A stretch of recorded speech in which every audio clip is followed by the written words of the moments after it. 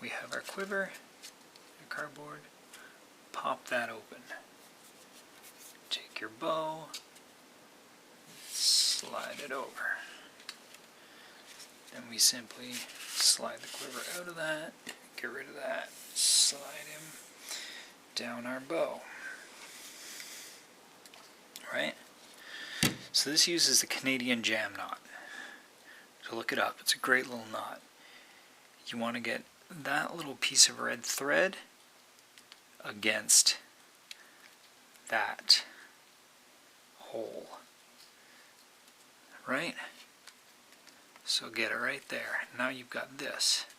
Now we're going to just tighten up that excess around the bow, like so.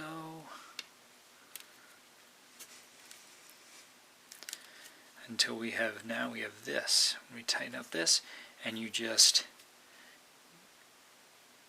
wrench that over like that, and it forms a very secure thing. Now, what I will do is I'll tie a knot like that, so I leave myself like about an inch. I'll cut off the excess, and then I'll tuck that in. But that forms a very secure, and you can always just tighten up more, stuff like that.